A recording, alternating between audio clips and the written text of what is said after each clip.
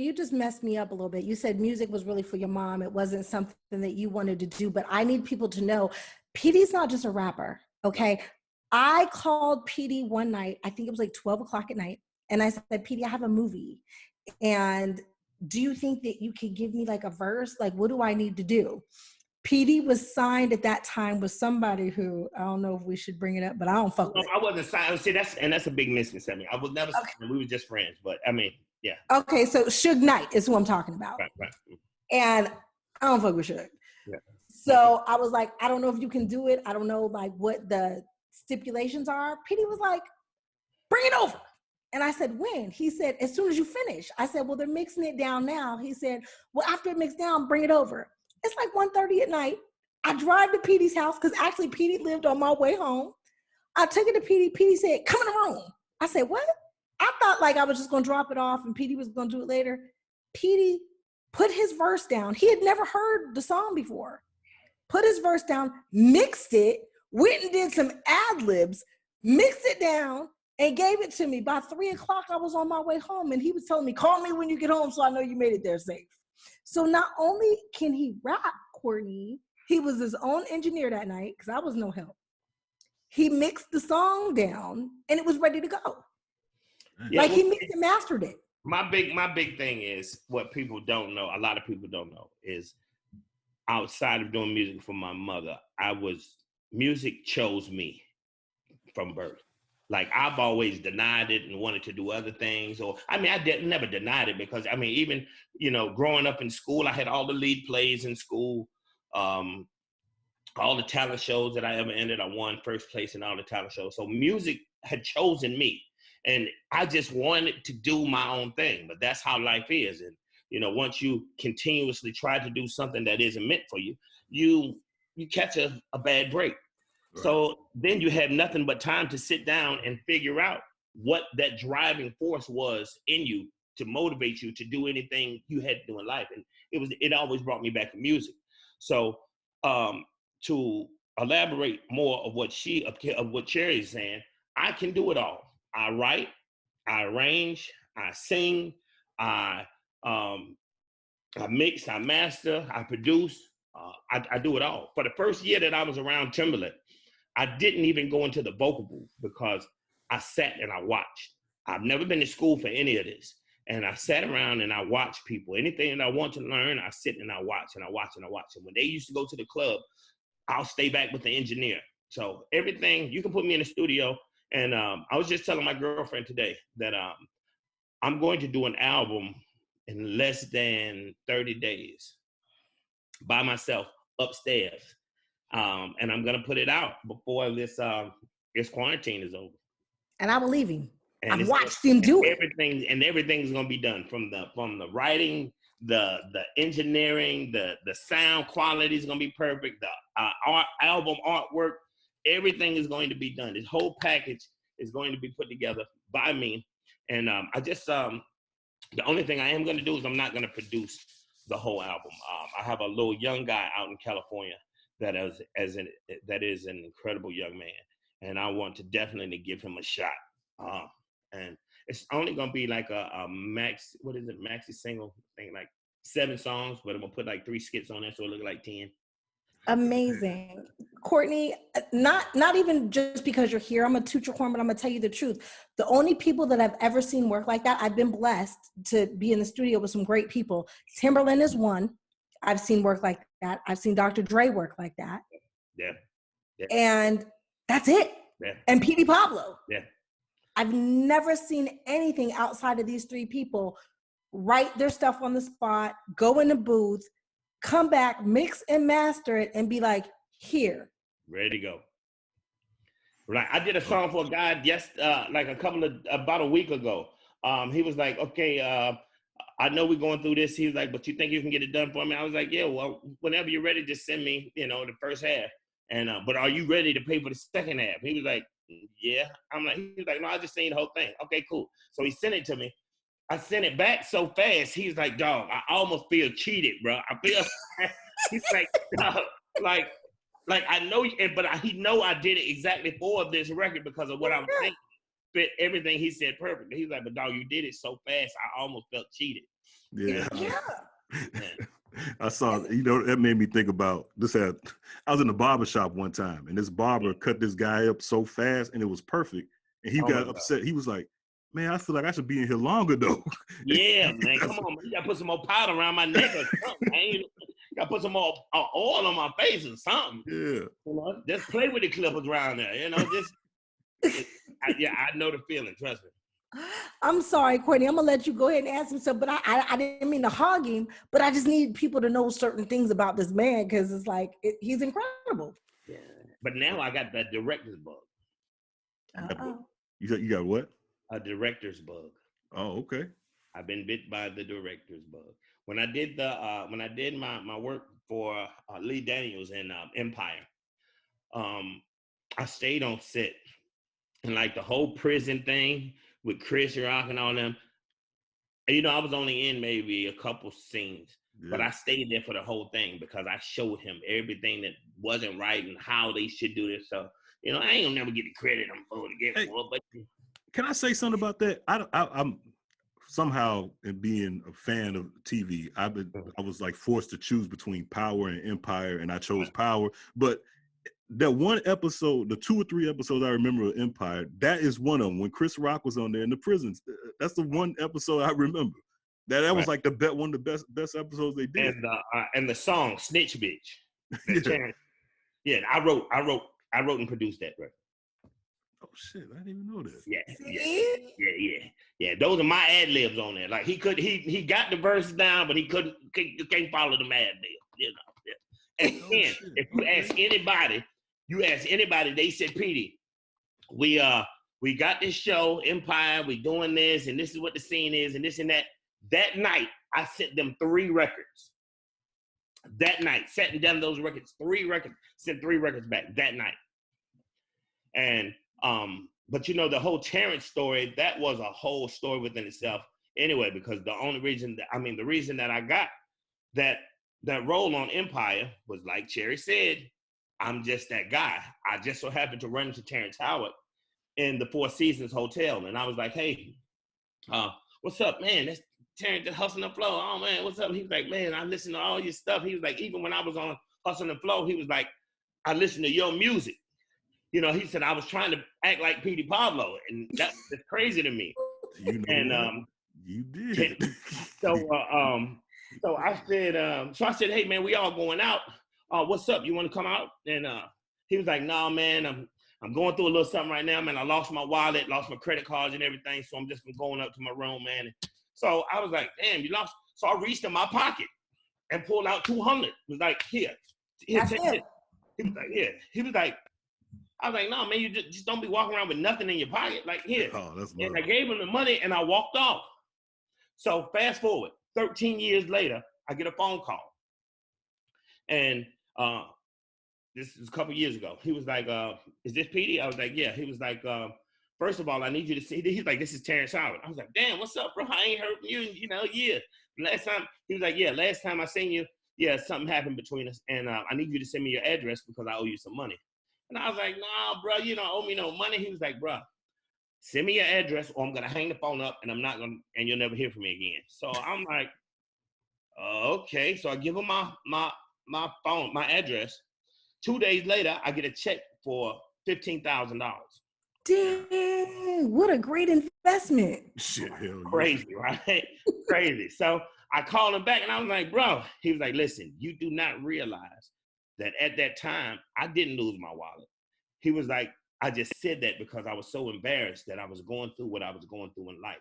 And he was like, effortlessly, you just reached in your pocket and handed me money and didn't really even know me. You knew me from watching me on TV. We had never had a conversation or anything. And he was like, and people that I'd known for years had denied me at that point in time in his life. And he was like, and he was really in a bad place. He was like, for me to reach in my pocket and effortlessly just do an act of kindness that way, he was like, it changed his thought about life. And I was like, man, that's really crazy. He was like, now we got that out of the way. Now I need you to help me on this Empire situation. So I was like, hey, man, whatever you need from me. And just like she said, musically, whatever he asked me to do, I would go home and do it and call him back in 15 minutes or less. And I was so pumped up because Empire itself wasn't going to give me an opportunity. So it was like he and they were only doing it because Terrence was the superstar of it. And it was like, okay, to appease Terrence, let's bring on this little non-existent Petey Pablo, which they don't know who God created. So I let people say whatever or let people feel whatever, because even after that, they started acting funny because Snitch Bitch was actually one of the biggest records that was on Empire. Right. But because they paid Timbaland and they paid Swiss Beats and they paid Neo all this money to do these records, they pushed my record back and they pulled the plug on my record to keep my record from going #1 because they had already paid these other producers. They didn't pay me like they paid Tim or Swiss or nothing, but I don't complain about it because, God has a bigger purpose for me. So, I was humbled and I said, and I appreciate the opportunity and, it was what it was. But it won't be the last opportunity. No, not at all. Not at all. Because I know that there's greater in my future, because I have too much. And recently, to give you guys, put you in my business a little bit, I am over a month clean and sober. Congratulations, sir. So I really appreciate that. So I haven't even smoked a cigarette. I'm done. And I quit everything in one day. May I ask if you're putting your business out there, clean and sober from what? Everything, from drugs, from alcohol, from cigarettes, from unhealthy living. Like I don't eat red meat anymore. I just quit it all. It's like I have to ask because the man that I know, I don't know a drinker. Right. I maybe have seen you have a drink out, right, but I don't know drugs. I was a functioning alcoholic. Really? Yeah. And I tell people all the time that a lot of people may have heard the rumors of me doing drugs, but nobody has ever seen me because I wasn't one of those. I didn't, and that's why a lot of the opportunities that I could have had, I missed because I wouldn't show up. But no one would ever know why I didn't show up. It was just like, he's just undependable, or he has an attitude, or, he has, he thinks he's this, but it wasn't that. It was I was high, and I'm definitely never going to be in somebody's face and they're going to ever find out that I'm high. So there's a lot of people out there that will be watching this podcast who are dependent on something and who have issues and nobody can help them until they're ready to help themselves. Absolutely. What would you say to somebody who does have an addiction and needs to get their life together? You have to dig in deep and you have to focus on your will to live being stronger than your addiction. So it's a choice. It's just like what we're going through right now. You can either walk outside without no mask on and get into a public, area with a bunch of people and take the chance of catching the coronavirus, or you can stay home and practice social distance. It's the same way. I could either get high and knowing that any day now I could either do too much or I could just go over the edge, insanity, or I can say to myself, I want to live. I want more. I want better. And I know in order to have something you've never had, you must be willing to do something you've never done. So I can't do the same things that I've always done and expect different results. You have to, it's just a reality moment that you have to have it yourself. That knowing what you're doing is not doing anything to further you in what you're trying to do. So you have to switch the game plan up. I can't want something and don't put forth the effort into doing it. I know that's going to help somebody that's listening. Yes. So make sure, I'm going to say this again, make sure that you tune in and you lock in to your will to live being stronger than your addiction. Yeah. Absolutely. I do know that you said to me one time, and if this is too personal, Courtney, we'll cut it out. I said, where the hell have you been? I ain't heard from you in a long time. You said, I'm sober, baby. And I said, what? And you said, I'm sober. You will only hear from me when I'm sober. Yeah. And I said, I love you, Petey, regardless. Why would I not hear from you at any other time? And you said, I never do that to you. Right. And see, that's what I try. That's what I'm trying to tell your fans right now. That's another reason you can tell that this is not something that you want to do. If you're uncomfortable doing this around people that you love and you care about, then you know that you are absolutely doing something wrong. Have you ever done something and you couldn't show it to your mom, or you couldn't say it in front of your mom, and when your mom came, you used to hide things, or used to act like, oh, hey, my mom coming, and that's the feeling that you get when you're frustrated, and you know that what you're doing is something that you shouldn't be doing. If you got that feeling about anybody, yeah, that drove me crazy, because if you were high, I wanted to know. Like, I wanted to make sure that you were okay. You wanted to be able to be that friend to me that I needed. Yeah. But again, you said it in the very beginning. You can't stop doing something until you have faced the fact that you want to stop.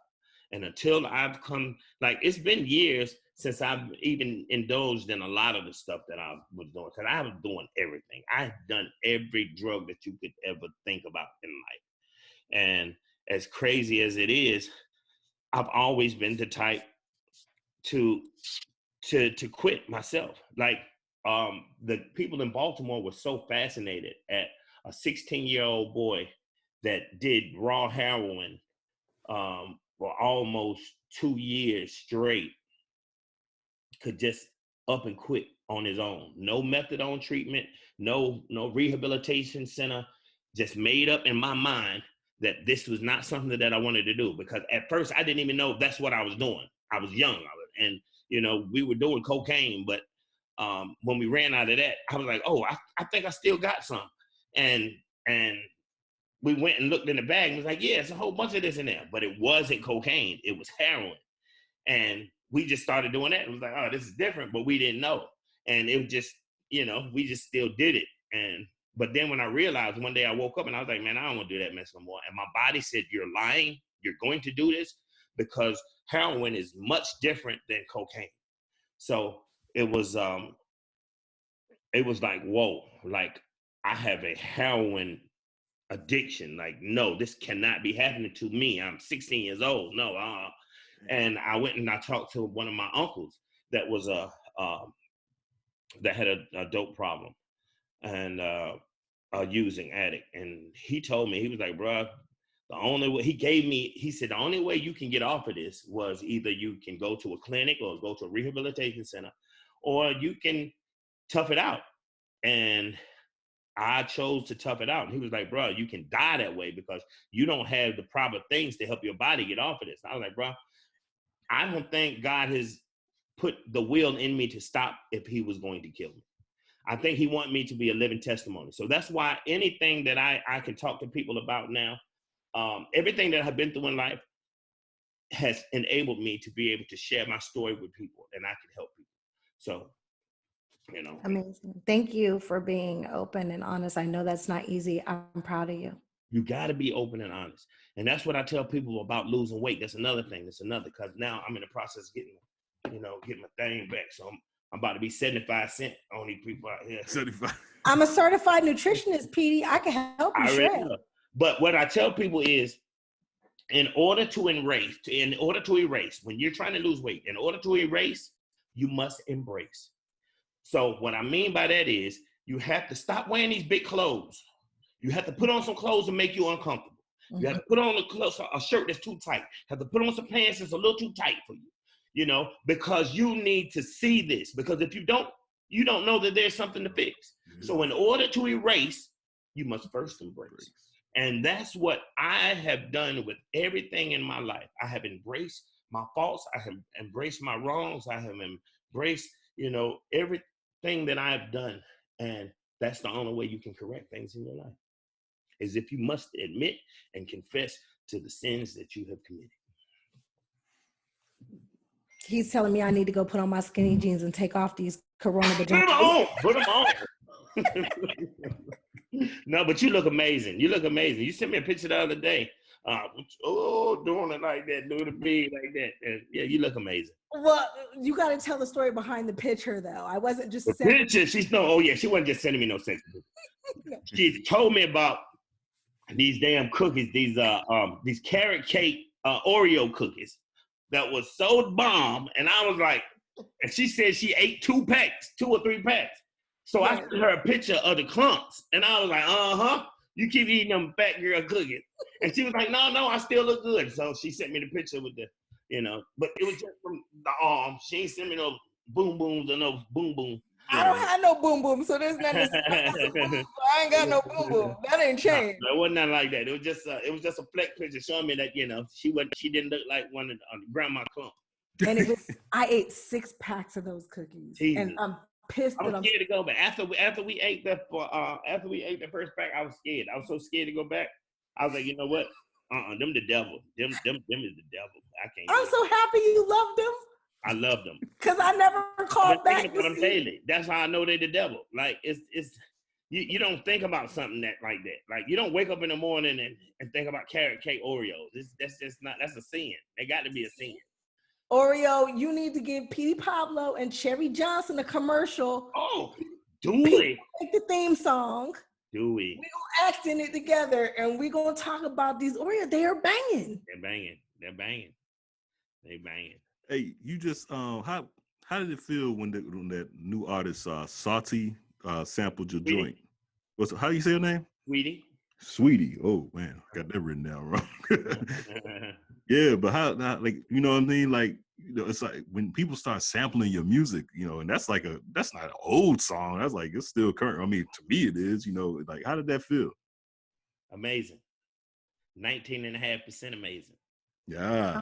And he just did 500 million in streams. Attaboy. No, but you know what? No, but I was absolutely humbled by it because,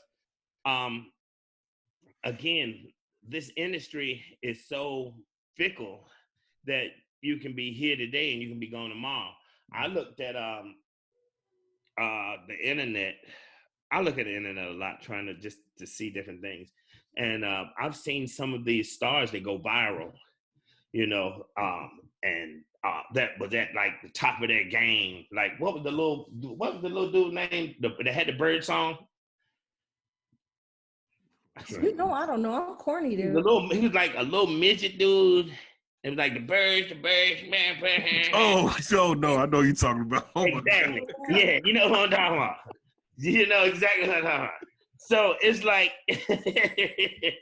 oh man. I'll send you the video, shit.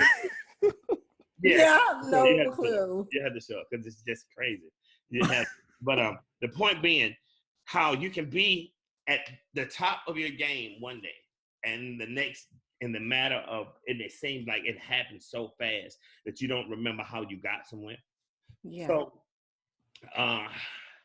because of my past, I've been A1 day one since I came home my first time and I became Petey Pablo. But I accidentally went to an airport with a loaded weapon in my bag. We had this conversation, dude. Right. And it was a total mistake. And it was, again, me doing something nice that I felt, or doing something that I felt was right. And it was, and I looked at it as me being the sacrifice. Somebody has to be a sacrifice in certain situations, because I still knew that I didn't have any business, being involved with those type of people. But sometimes you have to be on the front line, and if I can prevent a death from happening by taking a firearm from a friend of mine, which he did, and and forgetting that I took it because I tried to clear his mind and everybody else's, I tried to ease the tension from the whole situation. And so to take it and let's go out, let's go have a good time, let me show you what enjoying life feels like, get the little petty stuff off your mind, and we forget that I even had the pistol. So when I have to get on the flight all of a sudden, and I just grab the closest bag to me, and all I'm putting in it is a heavy computer and some money and some jewelry, I don't even feel it. So, but either way, when I came home, the point I was trying to make, when I came home, things didn't happen for me the way I wanted them to. So it was kind of, and I'd fallen into and I only had my mom a month after I came home. And that really took me in a downward spiral. So it was like, you know, I was doing shows and this and this and that, but this new Saweetie record popped out on the charts, and it was like, hey man, you know, this girl just sampled your music, and the way that people were bringing it to me was negative. They was like, she ain't got no business disrespecting Freek-A-Leek because Freek-A-Leek is classic. They still playing Freek-A-Leek. I'm like, bro, listen, calm down, bro. It ain't like she, you know, took my music and said, bump Petey Pablo. We ain't thinking about him. Hey, this is my song. You know, she actually gave me props, and they actually gave me props in the interviews and everything that they talked about. And I was like, but I don't know if they cleared the record. So I wanted to, because people kept coming to me with negative stuff. So it almost made me want to go push up on them and be like, hey, y'all owe me some money. But my lawyer was like, hey, bro, calm down. And let me just call the people. Let me talk to the people. Like, you're about to spaz out. Just calm down. And I was like, you know what? Okay, you're right. He was like, stop listening to the people that you're talking to, because these guys are idiots. These guys just want to stir up some mess, and you know, and that's not how I had my career. My career, you've never known me to beef with nobody. I've never been to no, you know, fighting and getting robbed and jumping on people. I've never, even when I was with Suge. If people pay attention to that whole situation, we never got into anything when we were together. No, because I was the voice of reason. I would tell him, hey, if y'all gonna start this foolishness, I'm out of here. And he would be like, all right, come on, little bro. And he never got into anything. No altercations, no none of that. The whole 9 years I was there, we never got into no mess until that night that thing happened and that was the beginning of our downward spiral. But when that stuff happened to Dre at the Bible Awards. Yeah, that didn't have anything to do with you though. It didn't, but Suge only came into that building because of me. So that's what made me start putting two and he never admitted to me that he had anything to do with that, but just because he was there, you know, and that happened at the time that they're trying to present Dre with this miraculous award, it still weighed on my mind. Like, hey, did he? But again, I never accused people. Paid the guy. Yeah, I never accuse people if I don't have 100% facts. But the point being is that, I mean, because we done went all the way around the world, but Saweetie record, I love it. You know, love her as an individual. We just performed together at the BET Awards in Atlanta. And again, people tried to throw salt on that and go to the internet and said Petey Pablo saved her career. She's a new artist. So you're putting her on stage with a man that has been doing this for 20 years. Yeah. And Lil Jon. So her performance isn't going to be as a Petey Pablo performance would be. Right. And plus people hadn't seen me in so long. And I felt that was very disrespectful to this young lady for her putting forth an effort. Like it takes some big balls, you know, to come out here and do the stuff that we do, to stand in front of people, you know, and to give our all, you know, regardless of the fact. And that's what people ask me about the new school rap and all this other stuff. I commend these guys. Sure, they're not talking about stuff I may be talking about, but at least, you know, for the most part, they're trying to do something different. They could very well be out here on the street, even though they're still talking about being on the street and doing this stuff, but they're just talking about it. I don't think they're actually really doing it. So I'm not upset with it. It's just like Little League Baseball and Major League Baseball. Mm. We're not going out on the field playing with them kids, but it's still a sport for the kids. So this new rap is a space for the kids. Like Earth, Wind, and Fire ain't trying to do nothing that Chris Brown and Trey Songz and them are doing, but because they have their lane, you know. And so Saweetie, I love her to death, like I said, and you know I commend her, and I'm just waiting for my little double platinum plaque to get here so I can hang it on the wall. Isn't it kind of crazy how like things have